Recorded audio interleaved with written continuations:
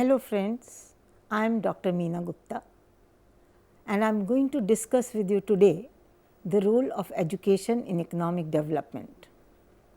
Before we talk about the role of education, let us be clear as to what is meant by education.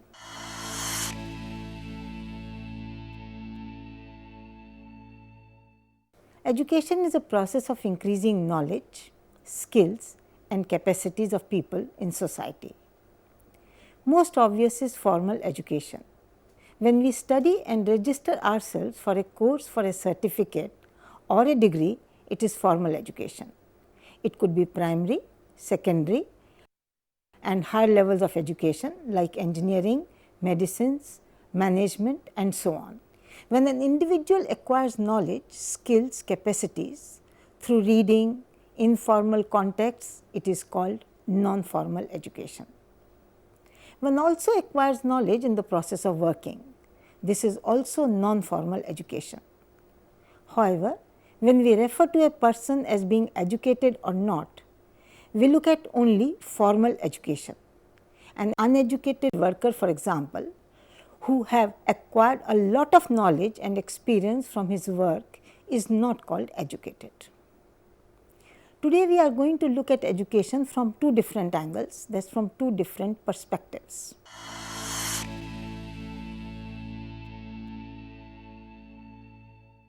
One is to look at education as a source of economic development, that is, how it can lead to increase in income, investment, etc. Other way, which is a more recent way of looking at education, is to treat education itself as development. That is, we look at education not only from the viewpoint of its impact on economic development, but treat education as a goal by itself. While dealing with the economic impact, we would evaluate how benefits of education to society exceed that to an individual.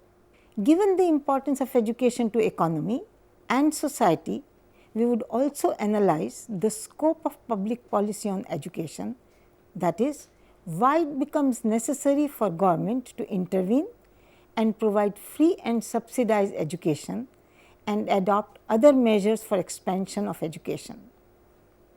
While discussing need for government intervention, we would also talk about Right to Education Act passed by the Government of India in recent year.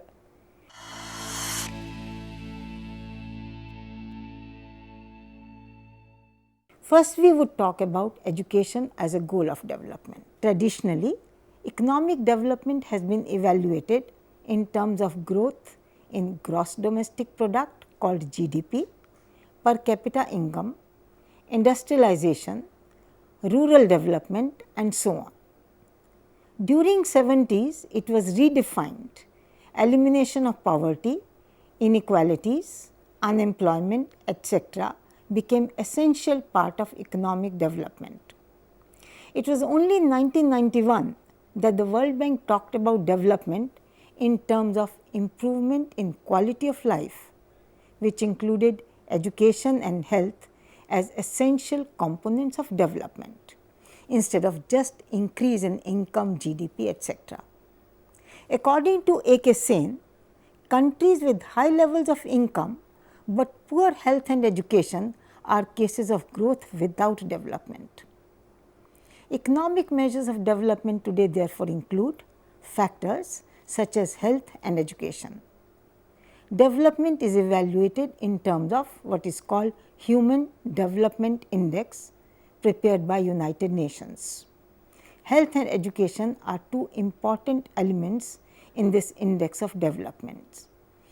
World's Millennium Development Goals also include education as one of the goals. 2 of the 8 Millennium Development Goals pertain to education, that is, universal primary education and gender parity in primary and secondary schooling. UNESCO's UN Decade of Education for Sustainable Development for the year 2005-2014 links education with sustainable development to solve social, economic, cultural and environmental problems. Why is education being treated as a vital component of development and not just a means of development? Education is necessary not only for economic development, but also for social and political transformation of society. It changes the social and cultural climate and widens horizons.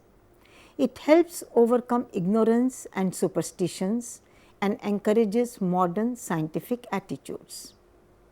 Education creates and improves learning environment. It produces more informed and responsible citizens. It promotes social cohesion. It empowers people and strengthens nations. Education also promotes health. It not only provides doctors, but also better health facilities, medicines, medical equipments, medical knowledge and research. This leads to new methods of treating and combating diseases. When we talk of health, we cannot ignore education of women. More the education of women, better the health of children. Mother's basic health knowledge has a positive effect on children's health. An African study conducted by World Bank shows that a 10% increase in female literacy reduces child mortality rate by 10%. Many other studies have found a high degree of correlation between women's education and child mortality. Education profoundly affects women's reproductive health. Women's education is the single most effective preventive against HIV and AIDS. Women's education is important from other angles also. Women's education is necessary for gender and social equality. By providing job opportunity, it protects women against harassment. She is able to quit the household if need arises. Many educated females may not take up a job, but would be much more productive as compared to uneducated females because they provide better health, sanitation, nutrition to the family. She can help children in studies and increase children's education attainment. Education empowers women and changes their attitudes. This can help solve to some extent the problem of missing girl child in India. Investment in girls' education thus yields highest of all returns on investment. If a country cannot develop education, it cannot have a modern political and social structure and higher standards of living. Education is therefore a more realistic indicator of development than any other variable. It is a necessary condition for all kinds of development, social, political, cultural as well as economic. Education thus has a dual role. It is an input as well as an output. It is a means of development and is development itself.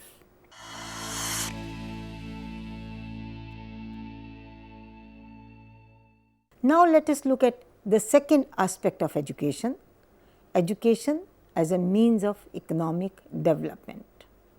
From an economic point of view, investment in education is accumulation of human capital.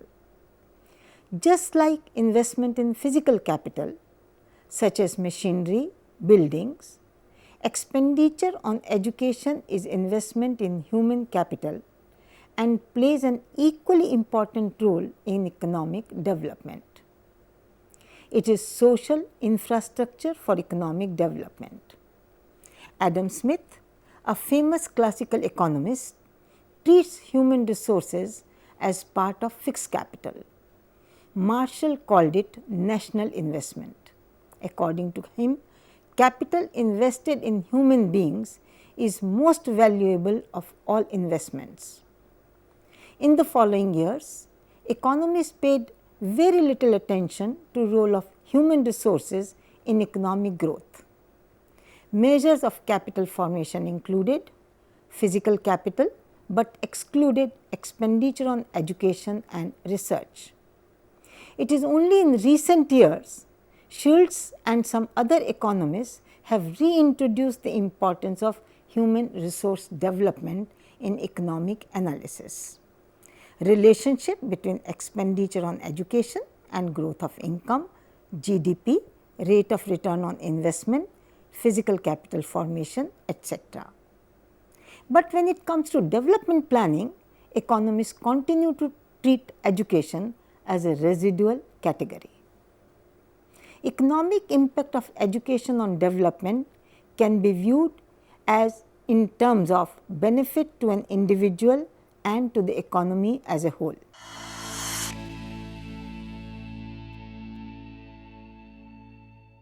Let us first analyze how investment in education benefits the economy. Investment in education plays a key role in economic development. There are three ways in which education can help economic development.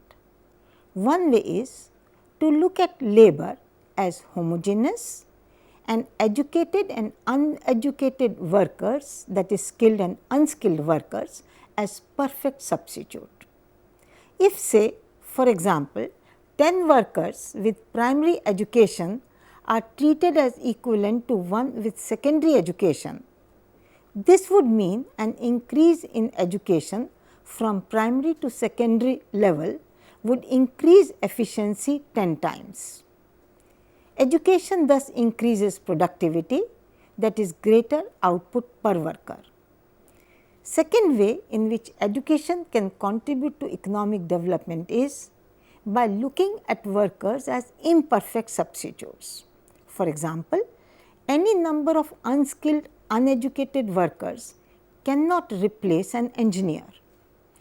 An enterprise requires a particular skill and cannot be set up and run in the absence of education imparting that skill. As education improves, the country is able to produce technologically more sophisticated products such as electronics, aircrafts, etc.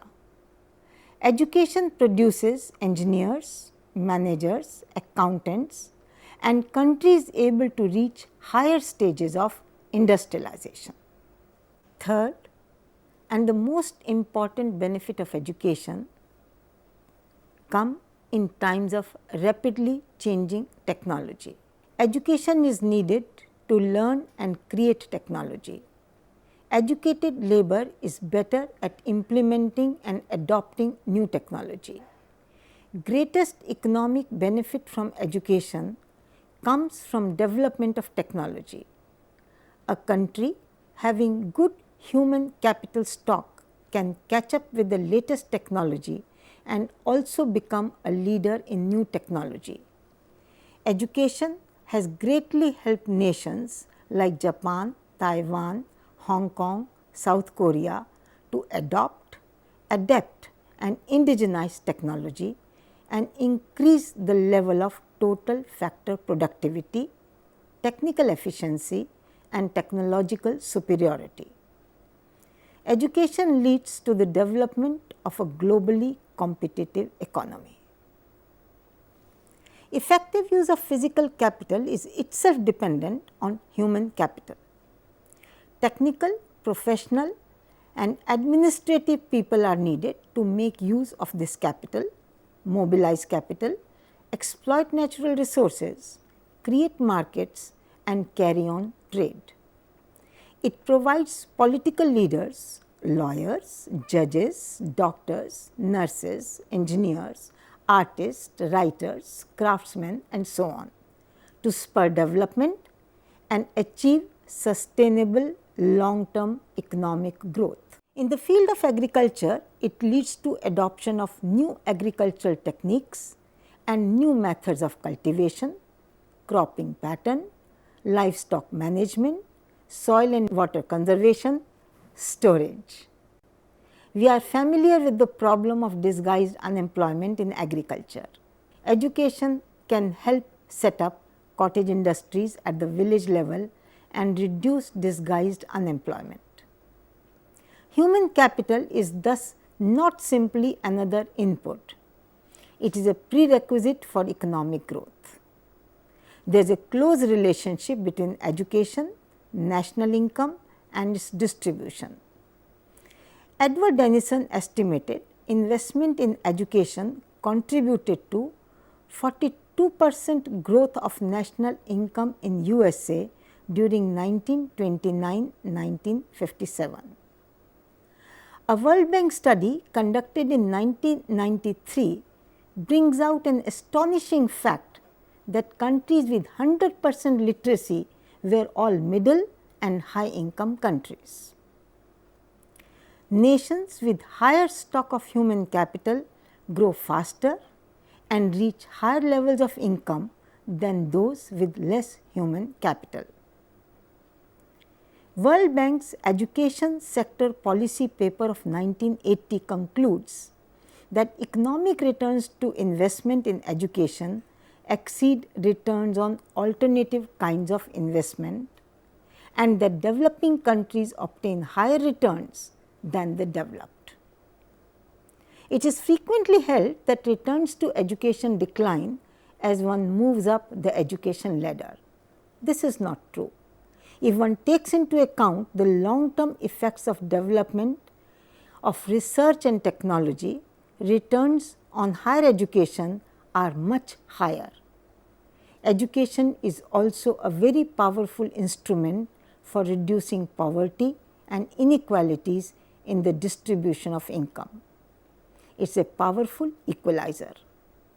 However, to achieve this, it is necessary to set up an institutional and social structure so that equal opportunities are provided to all. Otherwise, rich will acquire more education than the poor and inequalities will perpetuate.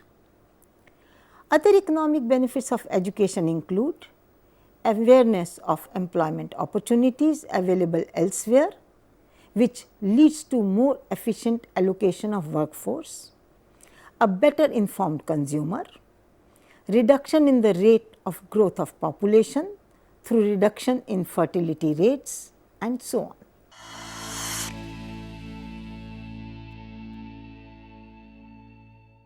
Now, let us look at investment in education from the point of view of an individual. How does an individual look at education? While health contributes directly to well-being, human capital increases welfare by increasing income. It provides better employment opportunities. An individual treats expenditure on education as an investment like any other investment, say putting the same amount of money in a bank or in business and calculates return on this investment. Higher education does contribute to higher personal income. Income varies according to level of education.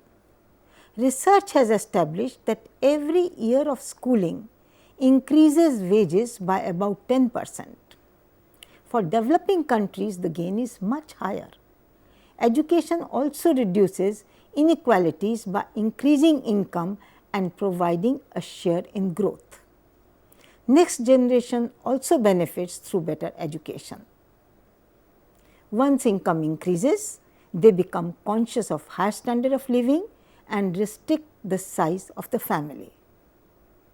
Studies point out to a close correlationship between education and fertility rate.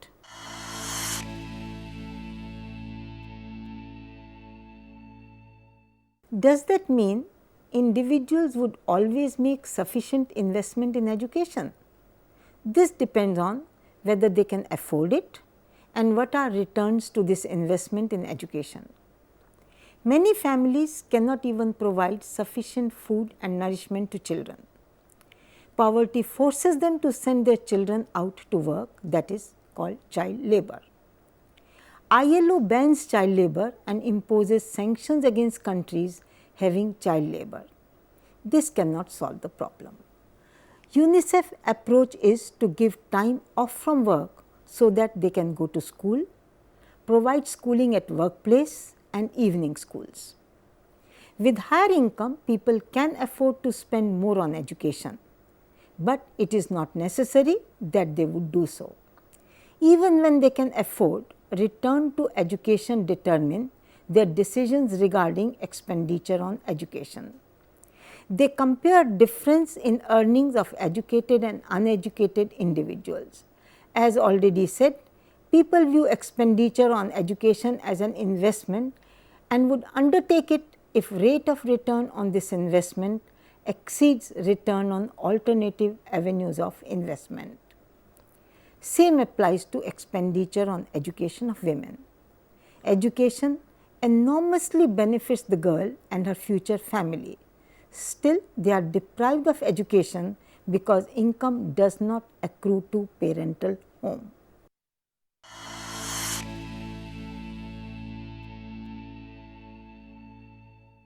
Now, we will discuss the need for government subsidy and public policy. Individuals do not and cannot be expected to take into account the externalities, that is, the benefits that education confers on other individuals and the economy besides to individual who receives education. Earning differences underestimate social returns to investment in education. While university and technical education may give lower returns to an individual, returns to society are much higher because of research and development of technology, health, social, cultural and political benefits. Social benefit and returns on education far exceed private benefit and returns. This generally results in lower levels of education than socially desirable. Market cannot achieve socially desirable levels of education. This provides a clear case for government subsidy on education.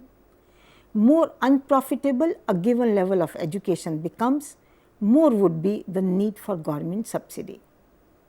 How much should be the subsidy and how this is allocated between primary, secondary, technical, vocational and higher education is a major problem of public policy. There is a tendency to make these decisions on the basis of financial returns. They ignore the long-term impact of education. They forget that education is a merit good and has to be provided irrespective of financial returns. We have already mentioned many times families may not have the resources to invest in education. Even when government provides free education, parents may not be able to send children to school because they cannot forego income that child brings home. In India, thousands of children are forced to live without education due to poverty. It is therefore not enough to subsidize or provide free education. Problem can be solved only with provision of more income.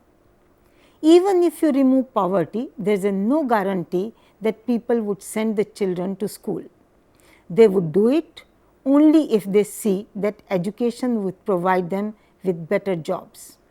Therefore, if education levels are to be increased, enough profitable employment opportunities have to be created. Unemployment amongst educated youth generates frustration, anger against the state and endangers national unity. Increasing employment opportunities is therefore essential for expanding education. This will also stop brain drain, ensure that skill and talent is not siphoned out to foreign countries. There is also a need to provide midday meals. This has two benefits. One, it provides nourishment to children attending school. Second, it provides inducement to parents to send children to school. If education is to be universalized, there is need to provide schools within walking distance. In India, nearly 1 lakh habitants have no schooling facility within 1 kilometer. Quality of education also needs to be improved to check dropout rates. Other chronic problems facing education include inadequate infrastructure, unfilled teachers' vacancies, teacher absenteeism, inadequate funds.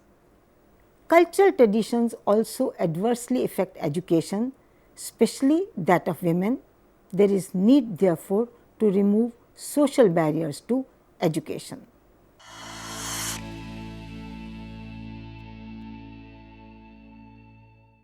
Right to Education Act. After so many years of independence, Government of India has recognized the importance of economic and social development of the country and the need to provide elementary education to achieve this. It has therefore made right to education a fundamental right. The Right to Education Act comes into force from April 1, 2010. UNICEF representative in India, Mr. Halshoff, says this initiative will propel India's potential to even greater heights of productivity and prosperity. There are about 190 million girls and boys in India who should be in elementary schools today. Ensuring quality education to all of them requires great efforts and substantial reforms.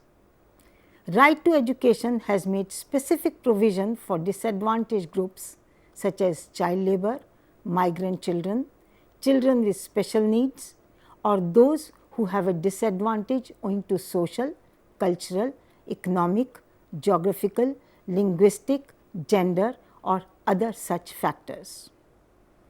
Right to Education focuses on the quality of teaching and learning. All schools must comply with infrastructure and teacher norms. 2 trained teachers have to be provided for every 60 students at the primary level. In respect of children in class 1 to 5, a school has to be established within a walking distance of 1 kilometer, and for children in class 6 to 8 within a walking distance of 3 kilometers of neighborhood. Separate toilet facilities for girls and boys and adequate attention to health, water, sanitation and hygiene has to be created. More than 1 million new and untrained teachers have to be trained within the next 5 years. Skills of in-service teachers has to be improved. It is estimated that implementation of a Right to Education Act would entail an expenditure of 2.31 lakh crores in the coming 5 years. Central and state governments share financial responsibility for RTE. The central government will prepare estimates of expenditure. State governments will get a percentage of these costs from central government. The state governments shall be responsible for providing the remaining funds to implement the Act. Families and communities also have a large role to play. There will be a funding gap that will be filled by civil society, development agencies, corporate organizations and citizens of the country. Community participation is crucial to ensuring a child-friendly environment. Bringing 8 million out-of-school children into classes poses a big challenge both to the center and state government. This requires a flexible, innovative approach. This brings an end to our discussion on the role of education to economic development. Thank you.